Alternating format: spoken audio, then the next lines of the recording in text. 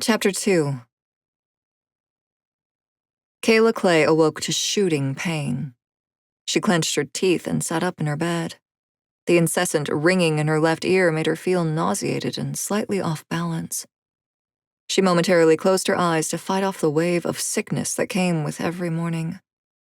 Over 20 years of service with the Order of Light had been unkind to her body.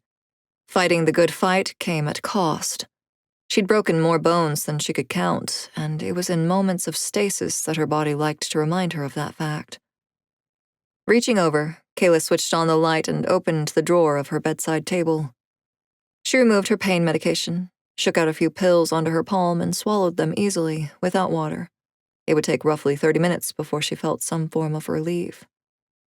Kayla flinched as she rolled out of bed and flexed her stiff fingers before massaging the tight muscles of her neck and shoulders. Physical agony encumbered her as she got ready for the day. Alone, within the confines of her chambers, she allowed herself to groan and complain, but once she left her room, she always made sure to mask her discomfort. As the first female commander in the Order's history, she was already scrutinized to a higher degree. It wouldn't do to show any sign of weakness, especially not now when she was so close to achieving what her predecessors had not, what her father had not. It was minutes to 0600 hours when Kayla stepped into the harshly lit corridor and winced. The ceiling-mounted LED lights were much too bright and made for an almost blinding experience when coupled with the shiny white floors and the matte white walls that were standard across the entire base. Locking her door, Kayla started towards her office. Crisp, cool air greeted her when she exited the barracks building. On that early spring morning, it would be another hour before the sun rose, and so the lamp posts were still on, illuminating the gravel road that looped the vicinity. Kayla's tactical boots crunched on the path as she walked, and her blue eyes swept over the quiet landscape that slowly crept to life. Usually at such time, there would be swarms of trainees out and about, but exams were in progress. With no classes to attend, trainees tended to sleep in. Nearing the chapel, Kayla eyed the domed and columned edifice with contempt. The chapel was the oldest of 7 structures that made up the Order's Canadian base, and being that it was the symbol of the Order's faith, it was justly positioned at the center of everything. Just north of the church was the main building. The main building contained the admin offices, training facilities, health ward, and dining hall. The motor pool and airfield were to the west. The barracks were to the east, and to the south were the cell blocks where the lab was located. The cell blocks also housed the base's most valuable assets, magical relics and unhuman captives whom the Order dubbed the Lightless. From an aerial view, Kayla knew the base looked much like a Celtic cross because of the layout of its roads. A deep forest encircled the grounds that boasted perfectly manicured lawns, a variety of trees, and well-pruned bushes. Given that every building was made up of white sandstone and fashioned in the neoclassical style, it would be easy to mistake the site for a university campus. When Kayla reached the main building, as usual, she opted to climb the 4 flights of stairs instead of riding the elevator to get to her office. Years ago, Kayla had determined that activity lessened her pain while stillness made it flare. For that reason, she avoided sitting and she was prone to pacing. Moments after walking into the spacious and sparsely furnished room that was the commander's office, Peggy Richardson entered, holding a steaming cup of black coffee and an almond-flavored protein bar. Richardson was a pleasant-faced middle-aged woman who had occupied the role of executive assistant for the last 2 decades. "Mornin', Commander." Richardson's warm brown eyes sparkled as she handed Kayla the Java and the protein bar. Kayla acknowledged her assistant with a nod and took a sip of the bitter drink. She then went right to business. "Any new contract requests or leads?" "Unfortunately not, but I am sure something will come up in the inbox soon." Kayla made sure not to show her dismay. Over the last few months, things had been remarkably calm. The Lightless seemed to be on their best behavior, which wasn't good for her numbers. They'd gotten few requests recently. The majority she'd had to turn down given their ludicrous and dangerous nature. Kayla wasn't in the business of selling livestock. Lightless were meant to be killed, not kept as pets made to perform. The Canadian base had been in a ruinous state when Kayla had taken the helm a little over a year ago. Under her guidance, costs were cut and profits were up for the first time in years. Not only that, her region was finally closing the gap in recruitment. But her efforts and milestones meant nothing to those she reported to. The board of directors and the chief commander held her to a much different standard than her male counterparts. Kayla knew that there were several commanders who failed to meet quota month after month. She knew that Commander Smith, who oversaw the base in Australia, had not met his targets once in his entire 12-year tenure, not to forget that her predecessor, Commander Folks, had held on to his position for half a decade despite being an idiot who reveled in pissing off brokers who were possibly the Order's most important stakeholders. And recently, from a source, she found out that Commander Rothschild, who ran the U.S. operation, only consistently surpassed his numbers because he worked with lightless filth. Even so, it was only her figures that were constantly picked and probed at.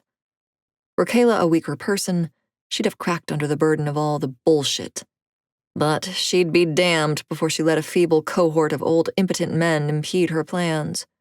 She lived to see the day of their reckoning, the day she disrupted everything. Of course, there were some hurdles she'd have to jump in the interim.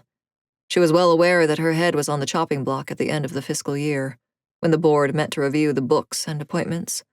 Ultimately, she only had 9 more months to get all her pieces into place. Kayla took another sip of her coffee and eyed Richardson over the rim of the cup. "Any word from the scouts?" At that, her assistant perked up. "Yes," she replied with a smile. "There are 6 likely candidates that have been identified. I will bring their profiles over for your review." "Good. I will look them over as soon as I get them," Kayla said. Given that Soldiers of Light, SOLs, retired early, in their mid-40s, the demand for new recruits never waned. There was always a deficit, and it didn't help that workforce planning was nigh impossible when management could not predict how many trainees would make it to the end of the 10-year training program. "Ideally, I'd like to send our recruiters out today or tomorrow to contact those I deem a good fit," she continued. Richardson nodded and left the commander's office shortly after. Kayla dimmed the overhead lighting to its lowest setting and walked over to the nearest of the many large windows. She unwrapped the protein bar from its blue foil and ate it relatively quickly. By the time she had finished her coffee, the medication had begun to work, dulling but not eliminating her pain. The sun rose, and Kayla welcomed the natural light as she reviewed the printed profiles Richardson had brought her. After careful review, Kayla decided that only 4 of the 6 would be contacted, and she advised Richardson to notify the recruiters. At 09:45 hours, Kayla left her office to make her daily visit to the lab. While she disliked any interaction with Dr. Raz, checking in on the progress of his research was always the highlight of her day. Heading south down the ringed road, sergeants, SOLs, trainees, and general staff saluted Kayla as she passed them. Each she acknowledged with a courteous nod. Such rituals were second nature to her, and she found value in rank that was earned. Kayla knew she had earned her station and the respect that came with her new title, yet sometimes a tiny voice in her head deceived her into questioning whether she was good enough. The voice always got louder in the weekly conference calls, led by the chief commander, where everyone spoke over her and gave no thought to her suggestions. At 1000 hours, Kayla walked through a sally port and entered the lab. The mechanized door clanged shut behind her. Raz sat on a stool staring at a large computer screen that displayed a multitude of graphs. He didn't look away from the monitor to greet her, not even when Kayla cleared her throat. Annoyed, Kayla moved in his direction and booted the leg of the table upon which the computer rested. It wobbled slightly, and Raz turned from observing the charts to glare at her. Surprisingly, he did not open his mouth to mutter one of his tagline insults. Instead, his eyes softened, and he smiled at her, flashing straight white teeth. "He wants something." Kayla's blue eyes narrowed on the doctor's handsome face. She was not the slightest bit interested in hearing his latest request. His last one had been nearly impossible to fulfill. Frankly, Kayla was still unsure how Olivia had managed to tag and bag a hopper, a lightless with the ability to teleport to any point on the planet in a blink. Hoppers were master evaders. In all of the Order's history, Kayla had only heard of one other being caught. The brat is resourceful, I'll give her that, Kayla mused as she folded her arms over her chest. As if summoned by Kayla's thought, Dr. Raz's office door swung open and Olivia stepped into the lab, looking disheveled as ever. Kayla fought the urge to grimace. The young SOL irritated her to the point of near insanity, and it had nothing to do with what the girl was. Sometimes merely being in Olivia's presence made Kayla want to fall back on old habits. In her heyday, Kayla had not been known to be so cool-headed, far from it, in fact. But a hard lesson had been jammed down her throat a few years back, and she now let reason drive her actions. Emotions were better left out of any decision-making. They were far too messy, and sometimes the consequences could be lethal. Kayla's mouth became a thin line of dissatisfaction as she eyed the young woman. Olivia's person was never in order, hair long and unbound, shirt untucked with sleeves rolled up past elbows, pants baggy and boots loose and untied. The woman always looked like she needed rest. Dark circles were a permanent fixture under her mischievous hazel eyes. Olivia's skin was too pale, and her frame was thin like a child's. Nonetheless, she was far prettier than most, and despite her small stature, she was one of the fiercest soldiers on the base. "Sup, Clay?" Olivia said with a mere cock of her blonde head.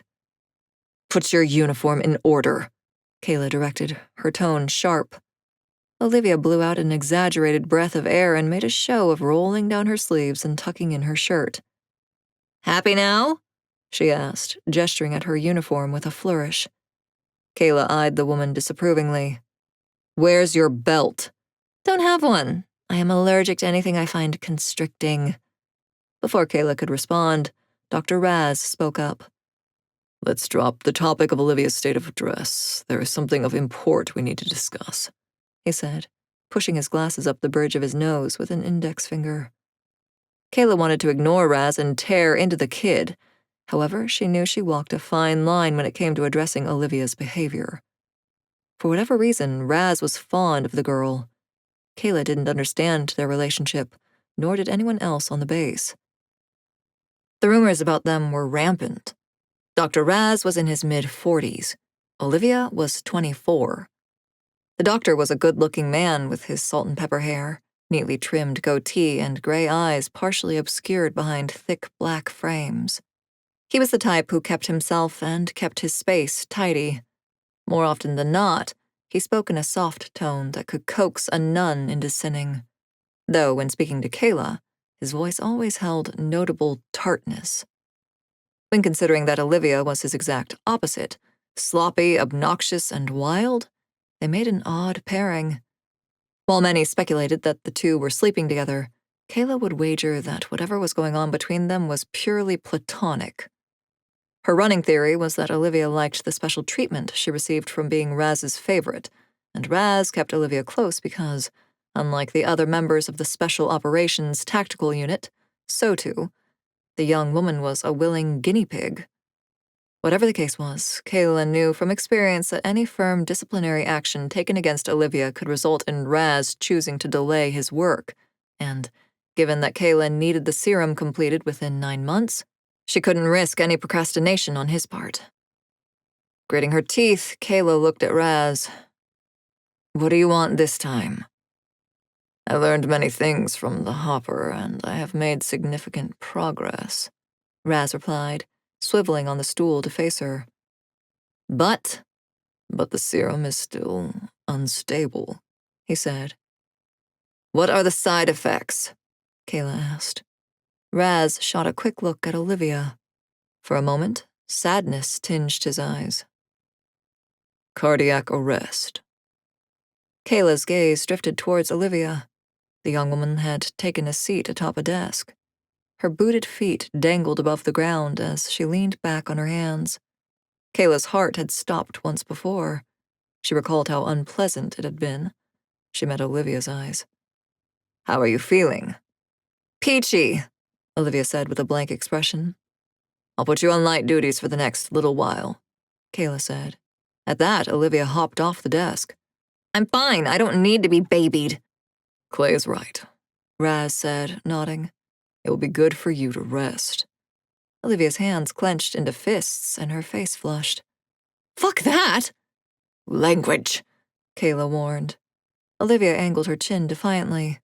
"I am not some fucking child who needs to be coddled after scraping their knee. I know my limits, and I'm fine." It didn't seem that long ago that Kayla had once thought the same.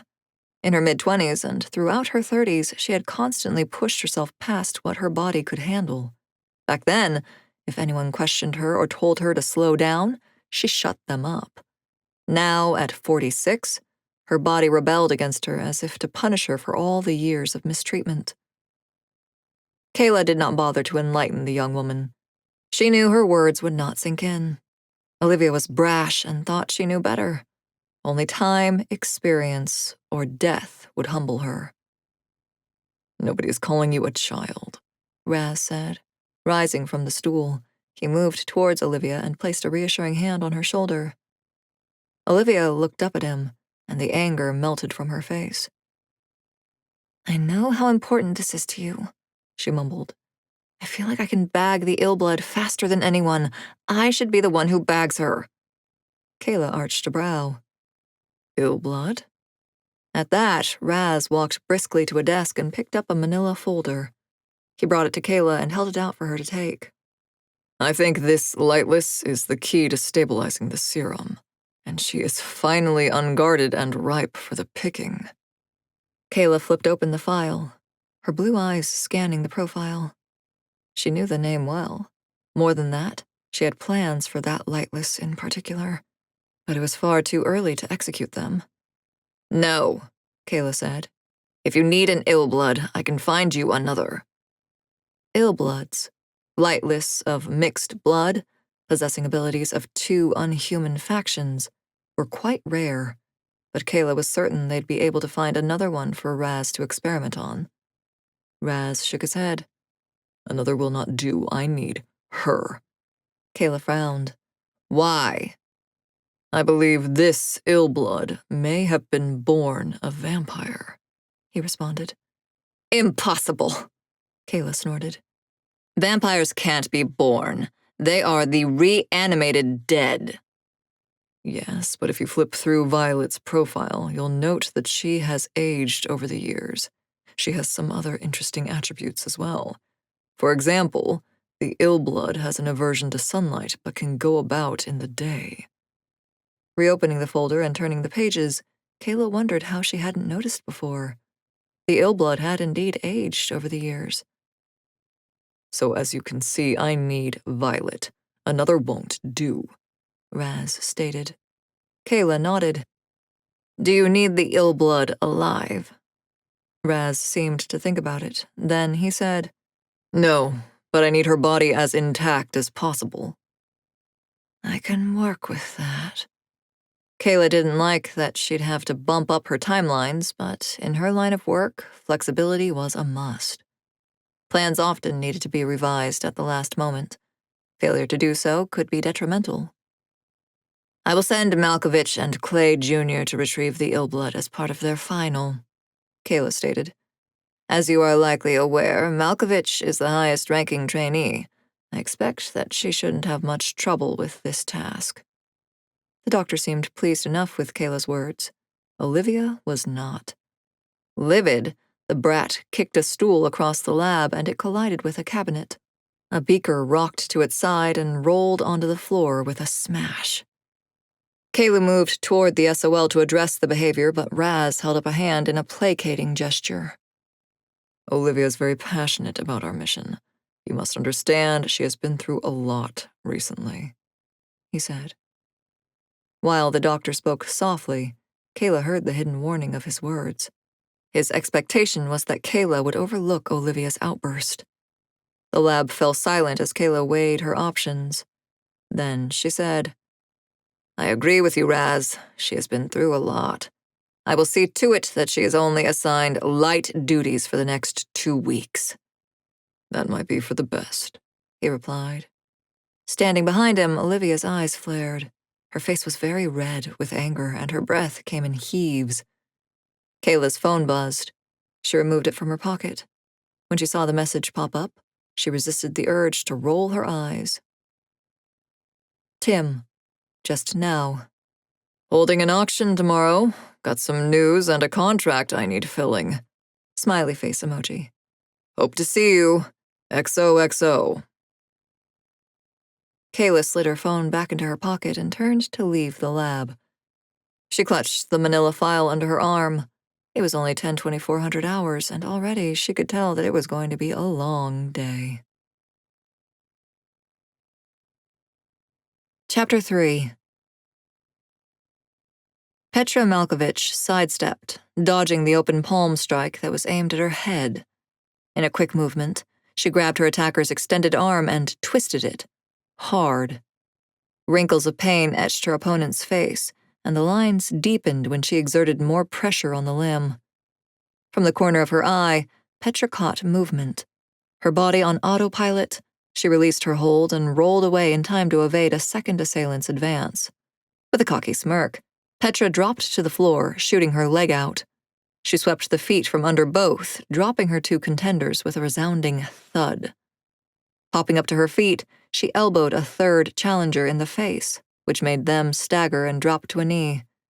In that moment, Petra's smug expression bloomed into a toothy grin. She was pleased with herself, pleased with the progress she'd made. She was strong now, equipped with the skills needed to take on and eliminate the world of its evil. And once she passed her final test and was sworn in as an SOL, she knew exactly which lightless she'd target first. Petra's expression darkened when the image of obsidian eyes and razor-sharp fangs flashed in her mind. In the past, the recollection of her mother's murderer had stirred a crippling panic within her. But now, when Petra remembered, all she felt was blinding rage and a deep desire for vengeance.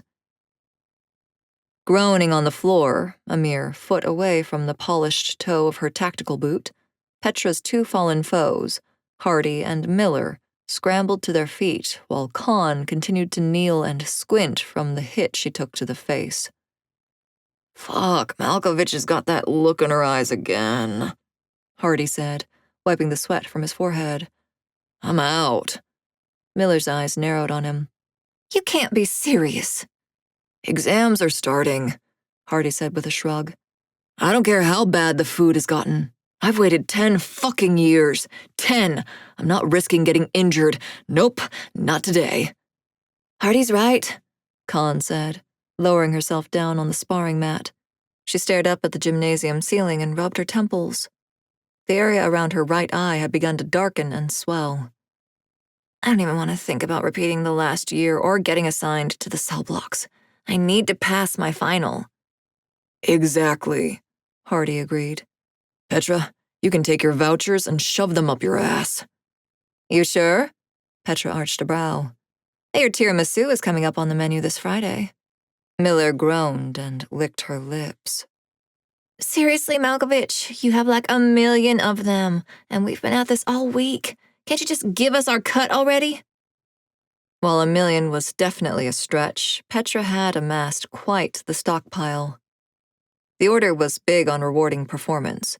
Every week, the highest-performing trainee from each class was awarded with a voucher, which could either be traded in on Fridays, when the kitchen prepared dessert, or at the end of the month, when 2 could be swapped for a meal from the outside, like pizza or McDonald's. For the last 6 years or so, Petra had consistently outperformed her classmates week after week, and they were all bitter about it, especially since Petra rarely used her vouchers. Since the murder of her mother, Petra had come to perceive the world through the lens of a bleak filter.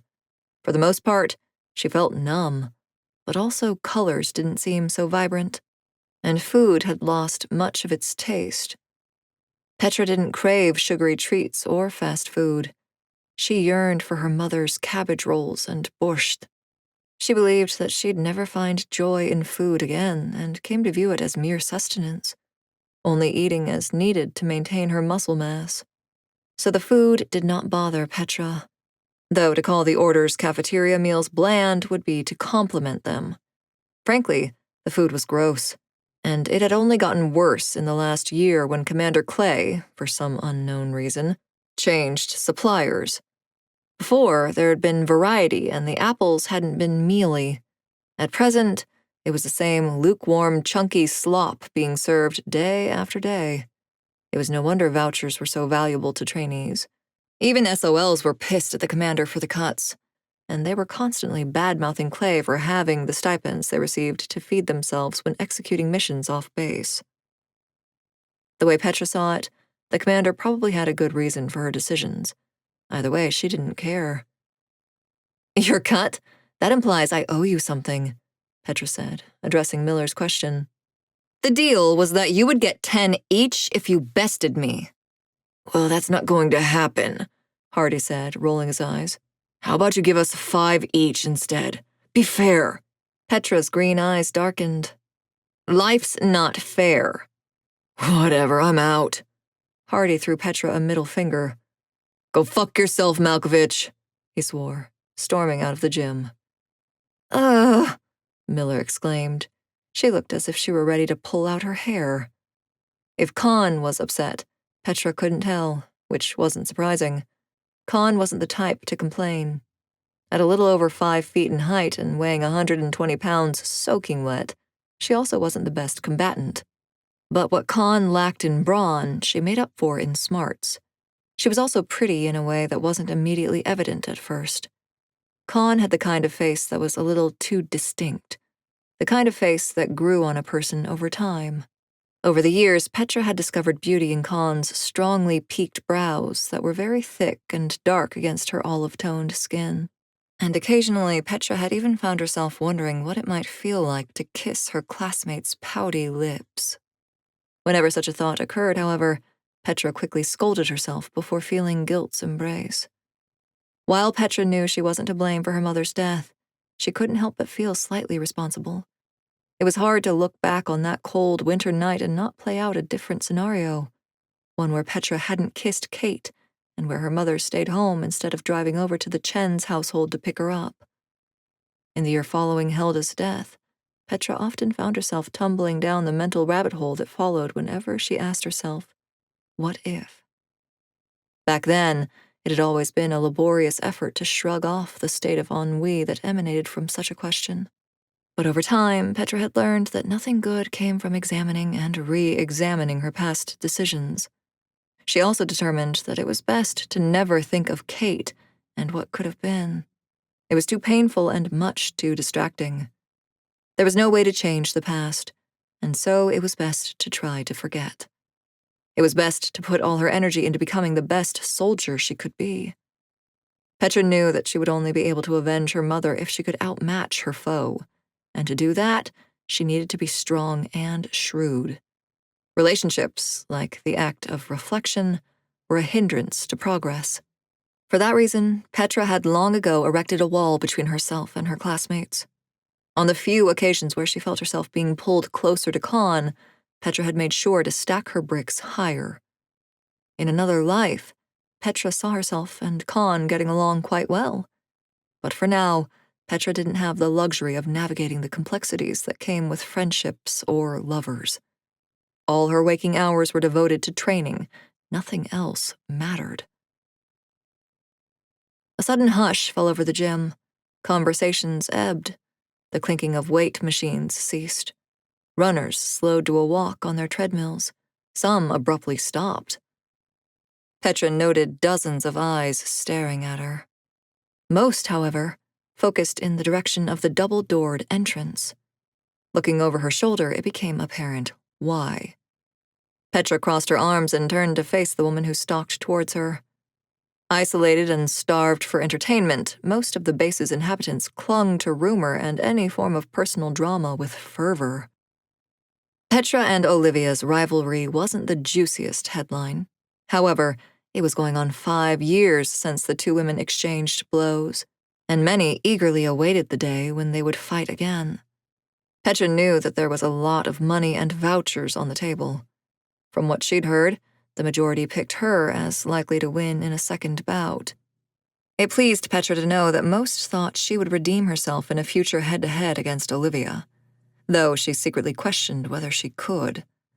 Not only did Olivia have the advantage of having served on Sotu for the last 4 years, but it was going around that Olivia had single-handedly tagged and bagged a hopper. Meanwhile, I am still a fucking trainee. Petra clenched her jaw, and her eyes narrowed menacingly on the woman who advanced like a predator towards her. The closer Olivia got, the hotter Petra's blood boiled. Some would say she was a sore loser, but she knew most agreed that Olivia had cheated in that first match by bringing a knife to a fistfight. Then again, Olivia's behavior was to be expected. The tiny woman was ruthless, and Petra should have accounted for that. What Petra found unforgivable was the reaction from base management. Shortly after Olivia had cut Petra up within an inch of her life, Commander Folks had made the decision to fast-track Olivia through the SOL training program, essentially rewarding her misconduct. And then, a year later, Olivia was again promoted to work on the Special Ops team. Smirking, Olivia halted about 5 feet away. She mirrored Petra's stance, folding her arms over her chest and standing with her feet wide. To be expected, Olivia looked like a hot mess. Her white shirt was only half tucked in, and the arms of her sleeves were rolled past her elbows, partially displaying the finely detailed tattoos that consumed both her arms.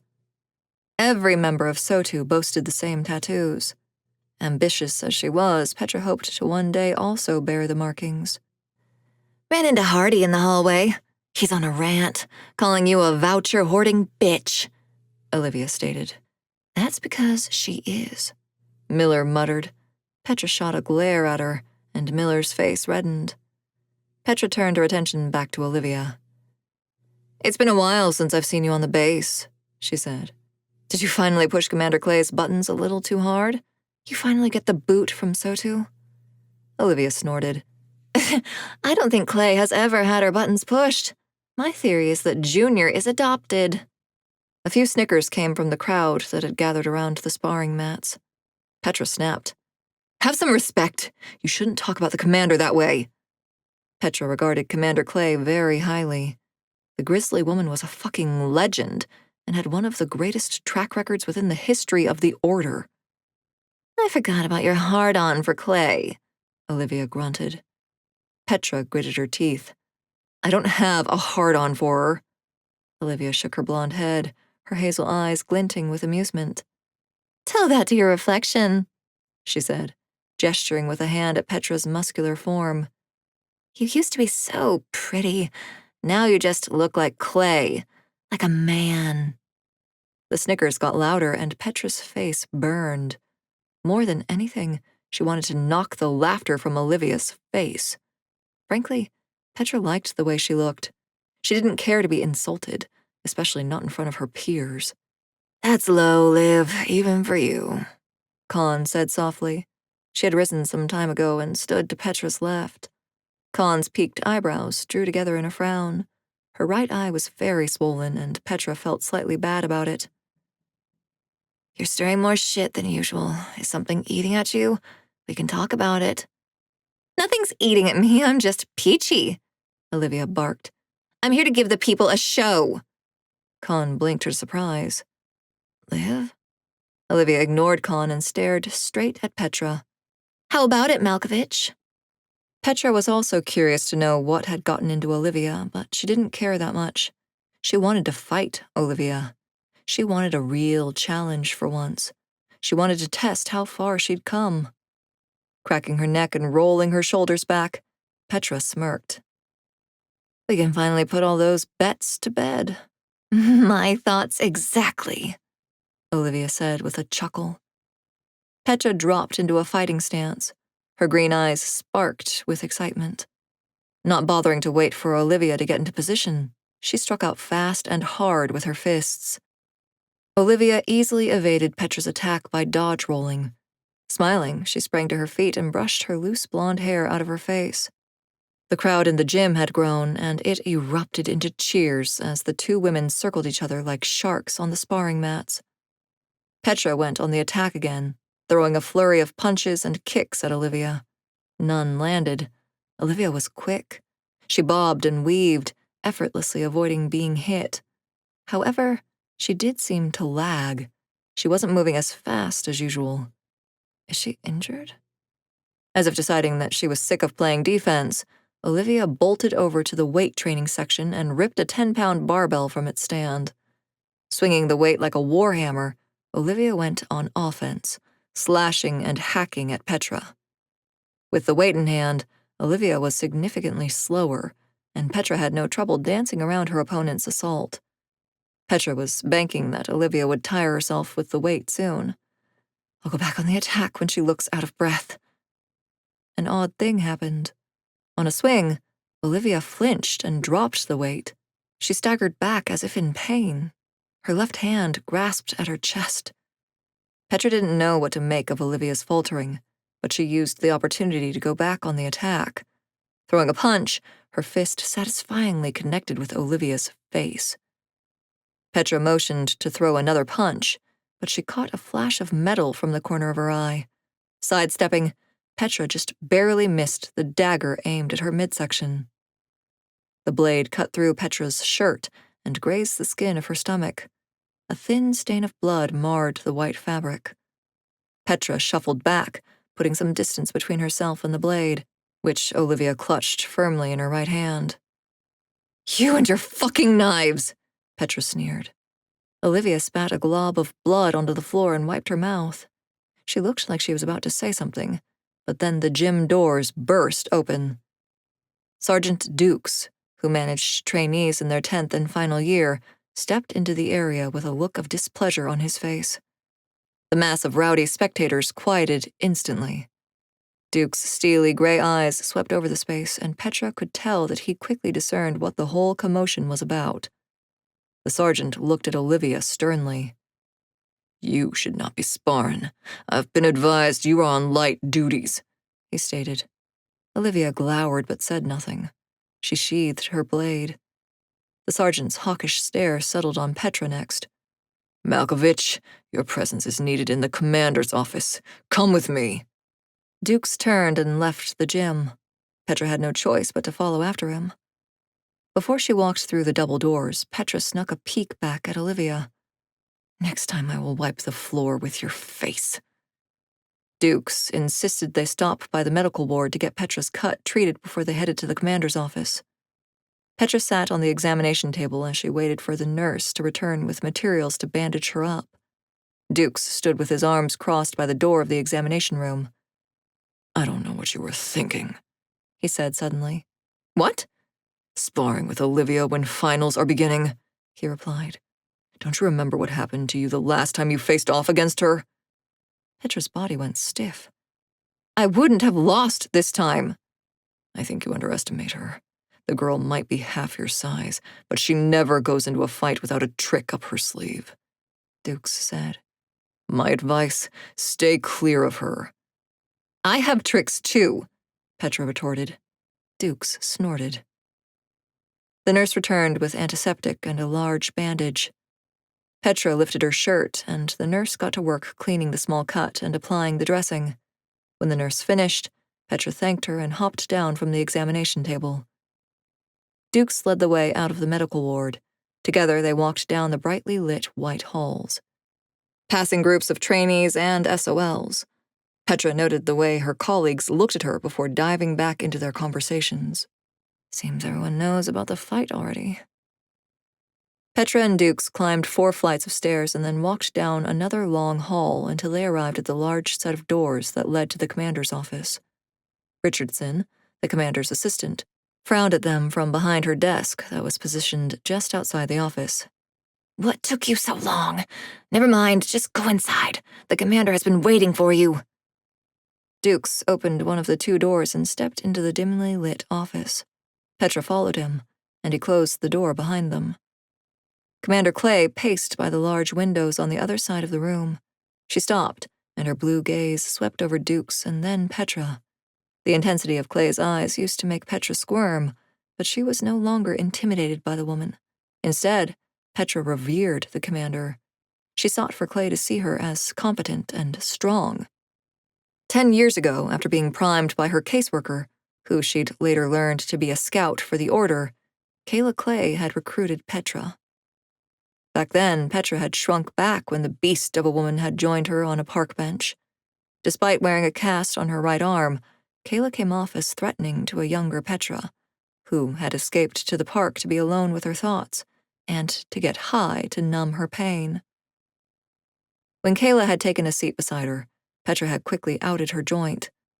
Before her mother's murder, Petra hadn't dabbled much with weed, but she'd picked up the habit as a way to cope with the shattering of her life. It hadn't helped much, though. It hadn't fogged her brain enough to forget. It hadn't quelled the flood of tears that came with every night. Nights had always been the worst. A deep despair had always taken hold of her when the lights in the group home went out in her shared room. And even in the day, it had followed her around, making it impossible for her to speak to anyone, even to Kate. Before long, Petra had started skipping school. Her hopelessness had felt like a collar, tightening around her neck a little more each day. But then, her caseworker had said the most unexpected thing. "I believe you," she had said. "I know nobody else does, but I do. And there are others just like you and me who have seen the darkness that hides in this world. There are even those who fight against it." Petra had blinked up at the woman, and for the first time in weeks, she was able to breathe a little easier. "What if I wanted to fight too?" she had asked. In response, her caseworker had smiled at her and said, "I would say that is a very noble thing to want to do." Not long after that conversation with her caseworker, Clay had found Petra in the park and sat down beside her. For many moments, Clay hadn't said anything, but Petra would forever remember her first words. "It is unfortunate what happened. I can empathize.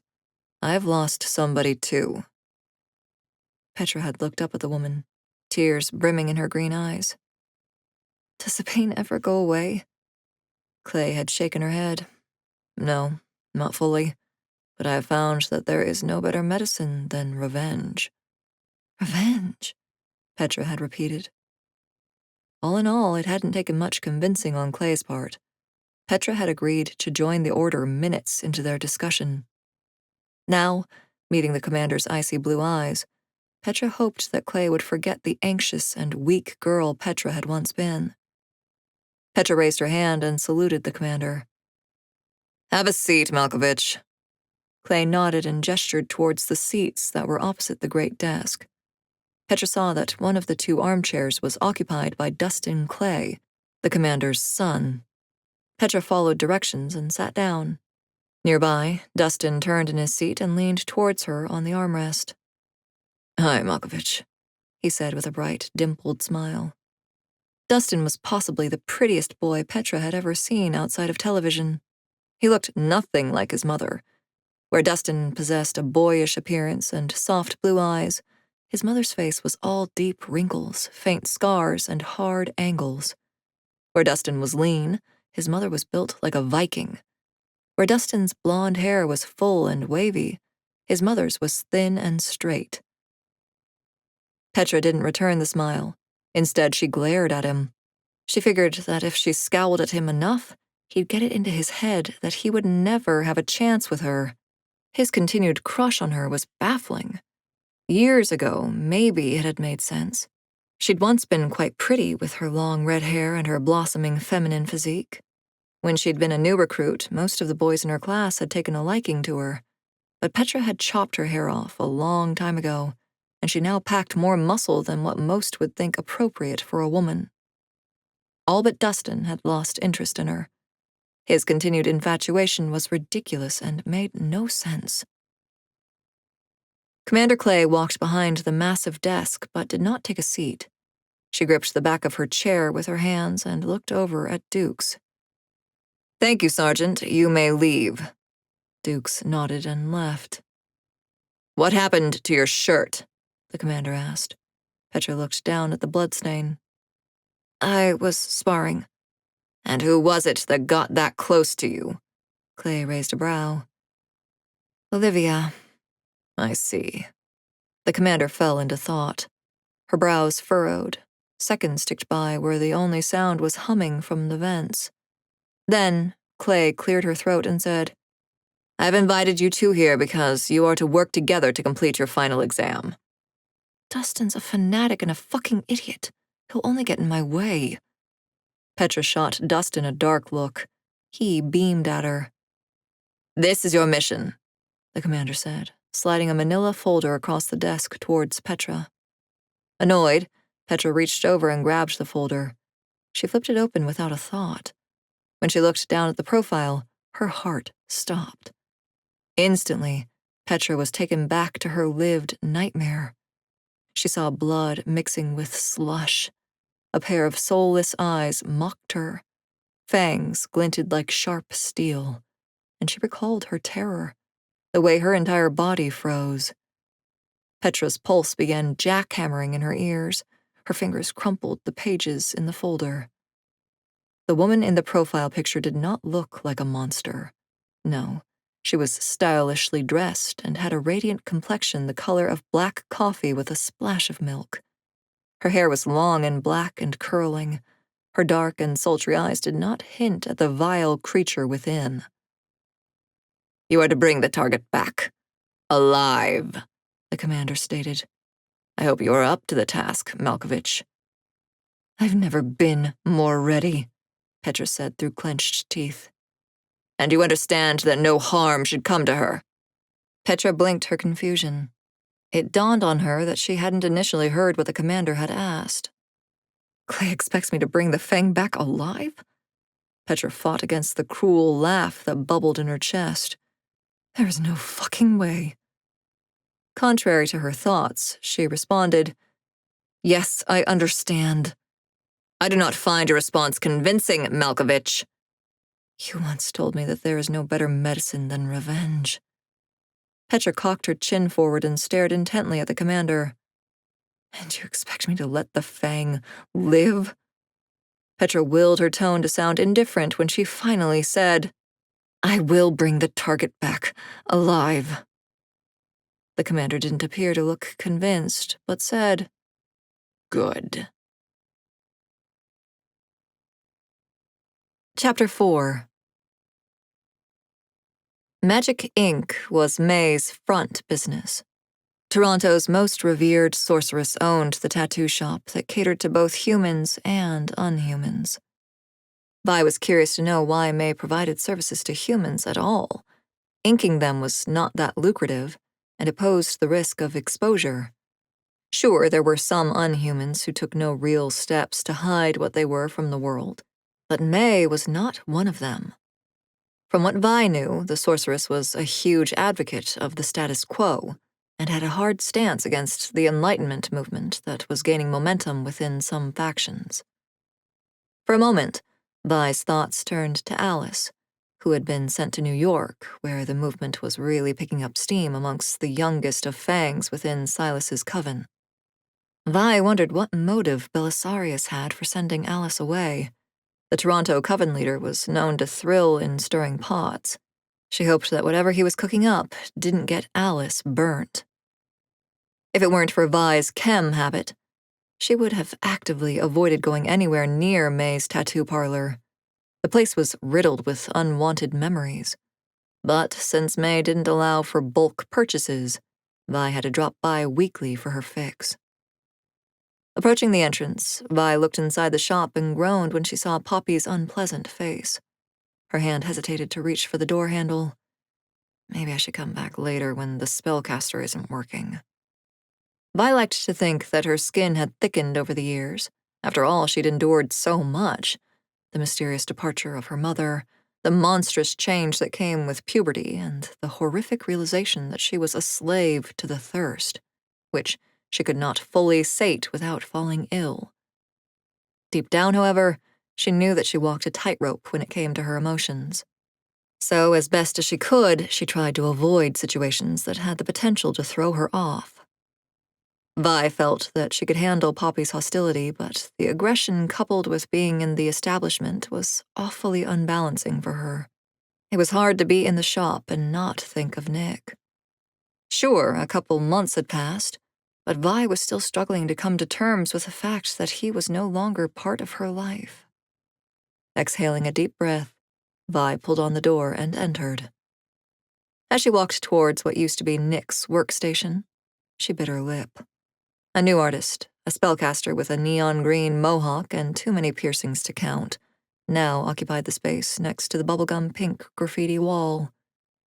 The green-haired unhuman was quick to look away when their eyes met, and Vi told herself that she didn't care if the spellcaster ignored her.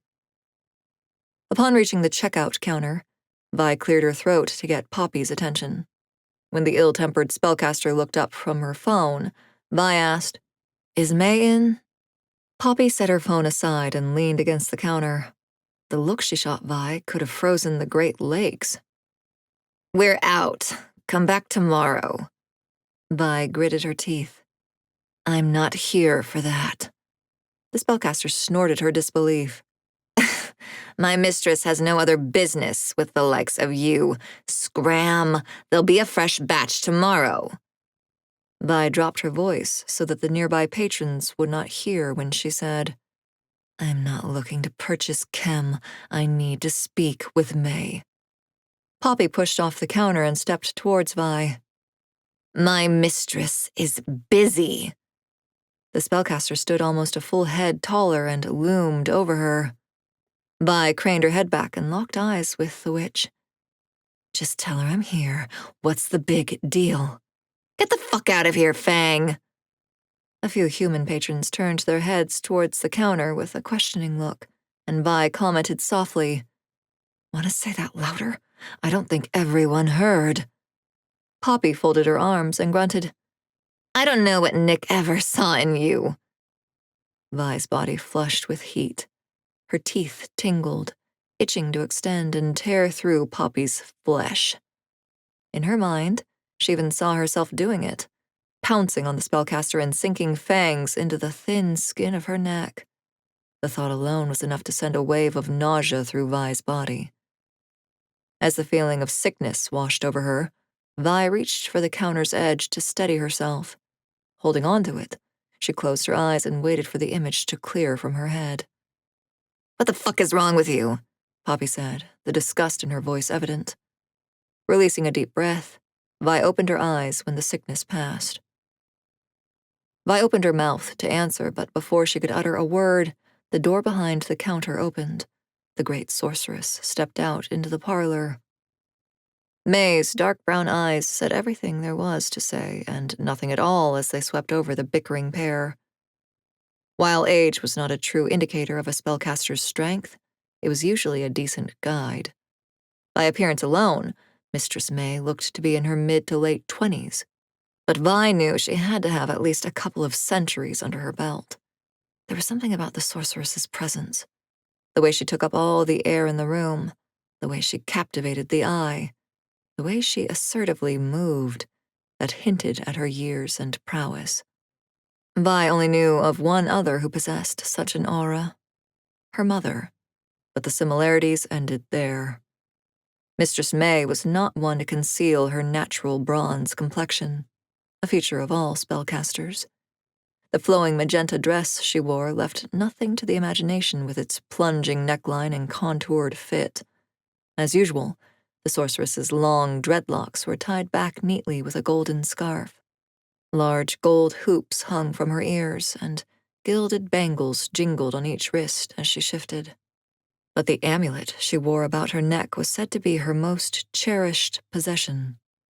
The long chain with its hefty red stone was thought to be the source of May's soothsaying abilities. Some even thought that it was a talisman fashioned by the great architect, creator of all. Having only interacted with May on a couple of occasions, Vi wasn't sure what to think. All she knew was that May was her best bet for getting her hands on the hourglass, and she hoped that the bauble she had snagged was of enough value to entice the sorceress to grant her a foretelling. May flashed a smile that didn't match the predatory glint in her eyes. In my office, the two of you, now. To Vi, Poppy looked 100 times smaller as she scurried through the open door. When all three of them were in May's office, the sorceress shut the door, dampening the sound of chatter and the buzzing of tattoo machines. Before Vi could register what was happening, May lashed out, smacking the lesser spellcaster with a force that drove her to the floor. What do you have to say for yourself? Struggling to her feet, Poppy wiped her mouth with the back of her hand. It came away red with blood. A metallic tang scented the air. Vi licked her lips while simultaneously feeling the nausea return. It was such an odd thing.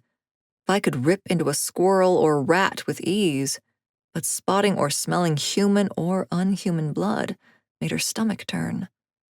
Every time she had tried to go hunting with Alice, the outing always resulted in Vi puking her brains out. Vi was convinced she was allergic to human and unhuman blood, but Alice believed it was all in Vi's head. Whatever the case was, Vi swore off drinking blood from anything that was bigger than a raccoon years ago, and the thirst raged at her for doing so.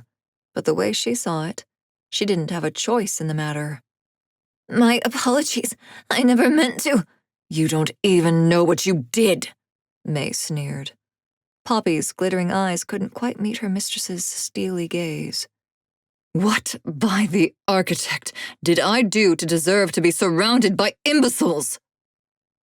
Sighing, the sorceress rubbed at her temples and then motioned with a jingling hand for Poppy to depart. Remove yourself from my sight. I will deal with you later. Nodding frantically, Poppy rushed out of the room but made sure to gently close the door behind her.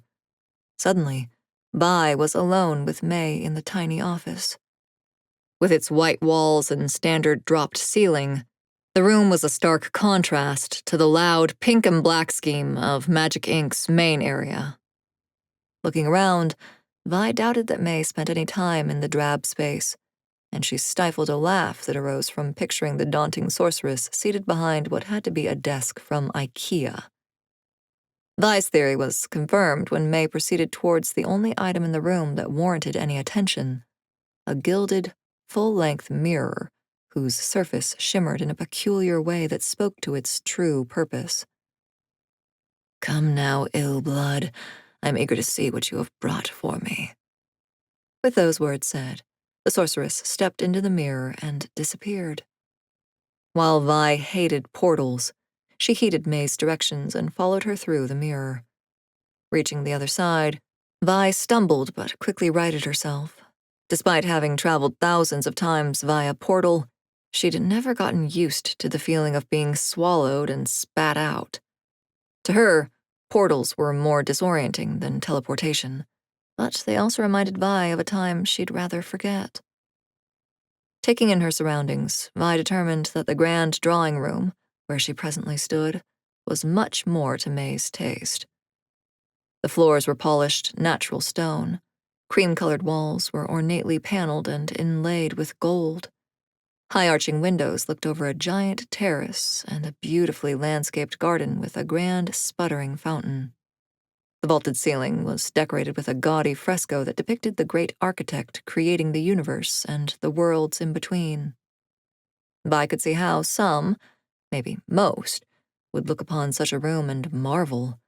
In her opinion, however, the style was much too extravagant and dated. It gave 17th century French chateau vibes. For a moment, I wondered if the portal had transported her to France.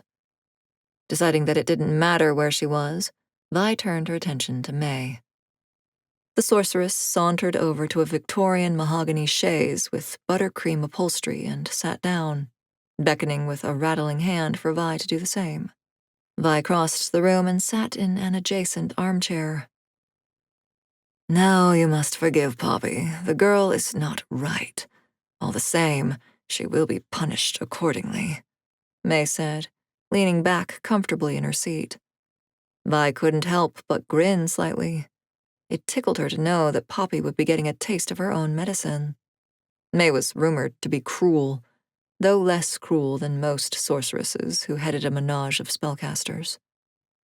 Having eavesdropped on countless conversations, Vi came to understand that May ruled by withholding wisdom. She manipulated those who served her with frivolous promises of sharing insights on how to execute complex magic, and when a spellcaster within her menage pissed her off, May was known to take a skill away from them. Vi was not sure how this was possible, but she'd overheard enough spellcasters complain about May erasing an ability to believe it to be true. A sigh escaped the sorceress's lips. "It is as if history has taught you nothing," she said. "You younger unhumans grow too bold, saying whatever is on your mind without a care. You never think about who might be listening, who might be watching." Vi didn't know how to respond, so she kept quiet and clasped her hands together in her lap. "So, tell me, what are your thoughts about these whisperings?" May asked. Vi blinked her confusion. "Whisperings? Do you think that humanity should be enlightened to the existence of unhumans? It would seem that it is all that is ever talked about these days." "Oh, those whisperings." Vi met May's brown eyes. "There is a reason we stay hidden. While we may be stronger, their numbers are greater." The words were not her own. They were her mother's. "Wise words. I wonder where I've heard them before." May cracked a smile, and to Vi it seemed genuine. It disappeared when she added, "Not to forget that the few mortals who are enlightened want to kill us all." Vi knew that the sorceress was referring to the Order of Light, a fanatic organization that hunted unhumans for profit and sport. In the past, Vi had had a few run-ins with the Order. Each time, Alice had quickly made mincemeat of their soldiers. Vi's last encounter with the Order had been about 9 years ago. She was pretty sure Alice had scared them off her for good. Shifting in her seat, the sorceress leaned over to grab a dainty golden bell that rested on an ornate end table. She rang it twice. The chime summoned a beautiful spellcaster dressed in a stylish white dress with puffy sleeves. Vi bit her lip as she eyed the figure. "She is pretty, isn't she?" May said. "Yes," Vi replied with annoyance. It irritated her that the sorceress could read her desires so easily. "Casey, bring myself and the ill blood something to take the edge off," May directed. The spellcaster left momentarily and returned with a gilded platter that held a decorative box and a miniature spoon. Vi's eyes followed the woman closely as she approached and presented her mistress with the tray. Opening the lid, the sorceress removed a spoonful of neon blue dust and snorted it. Soon, the box and its contents were before Vi, and she had to work to pull her gaze from the spellcaster's bosom long enough to focus on spooning a dose of chem upon the back of her hand. But Vi didn't dare snort the powder. While the sorceress seemed quite unaffected, Vi knew from experience that chem packed a greater punch when inhaled, and she much preferred the weighted feeling of calm that came from a simple taste. With the flick of her tongue, Vi lapped up the powder. Quickly, the tension in her body melted away, and the rumbling of her thirst ebbed with it. "You may take your leave now," the sorceress said, dismissing the younger witch with the wave of a jingling hand. With heavy-lidded eyes, Vi watched the pretty spellcaster leave the drawing room. She wondered if Casey ever frequented the Sappho Lounge. Likely not. Vi went often, and she hadn't seen her once. Of course, even if she did see her, it wouldn't matter. Vi was an ill blood. Casey was sure to ignore her, as most spellcasters did. "You are lucky I am in a good mood today," May said. "I should take offense at the sultry looks you cast my paramour, yet not a single glance sent my way." When pointed out, it was weird that Vi was not attracted to the sorceress. May appeared as a goddess in the flesh, and the reek of glamour was nowhere to be found on her. At least, Vi could not perceive that May was shrouding any flaws behind a magical veneer. "I am sorry," Vi said. "Save your apologies for someone who wants to hear them." The sorceress cackled. Now, I know you have something for me, but I could not see what it was. Show me what you have brought." Nodding, Vi reached into the inner pocket of her jacket and withdrew the iridescent black bead, the talisman she had stolen from the high and mighty werewolves. She held it out in her palm for May to see. The sorceress's eyes widened. "Where did you get that?" "Thought you knew everything," Vi shrugged. "I found it on the sidewalk." Another cackle escaped May's lips. "You should know the sight has its limits. Even so, I do recall Mackenzie was bragging to anyone who would listen that he came into possession of such an item. So, the real question is, how did you manage to pilfer it from the beast?" It was a question Vi couldn't answer. She was sworn to secrecy. "So it's a pretty big deal. What does it do?" Vi asked, deflecting the question. "It does nothing, and the wolves are as dim-witted as they are arrogant." Vi felt her heart crash to the floor. "It's worthless?" "Not entirely," May responded. "It does have some magical properties and can be ground and mixed into pigments for rune tattooing." It was common knowledge, even to the wolves, that May supplied dusts and potions, but her main source of wealth came from charging exorbitant fees to ink enchanted marks onto unhuman flesh. The tattoos were a form of glamour and frequently served the purpose of augmenting an unhuman's physical appearance. But Vi knew the capabilities of rune tattooing to be endless. What truly mattered were the magical elements of the ink and the intricacies of the spell behind the design. Vi eyed the glittering object she held and felt at a loss. She had been banking on it being of value. "Let me see it," May said, holding out a perfectly manicured hand. Vi leaned over in her seat and dropped the insignificant pearl onto the sorceress's outstretched palm. Gripping the tiny orb between her index finger and thumb, May observed it closely. "Tell me how you managed to come into its possession," she asked again. "I don't see how that matters." The sorceress did not seem pleased with Vi's answer, but moved on to a new question. "What is it that you want in return for this?" Vi arched a brow. "So you do want it?" "I am always sourcing petty magical items that can be broken down for ink," May answered in a clipped tone. "Out with it now! I don't have all day. What is it that you want?" "About a month ago, I was in your shop. I guess I looked sad because you commented that the past is not completely set, and I should not fixate on what can be changed." "Did I now?" May's eyes sparkled with bemusement. "Yes, you did," Vi replied. She frowned. "I think you were hinting to me that there is an alternate future for me." "Was I now?" "Were you?" "Maybe. It depends." "Depends on what?" "Depends on what you say next," May said. "Tell me where I can find the architect's hourglass." The sorceress exploded with laughter. When she sobered, she said, "Your naivete is refreshing.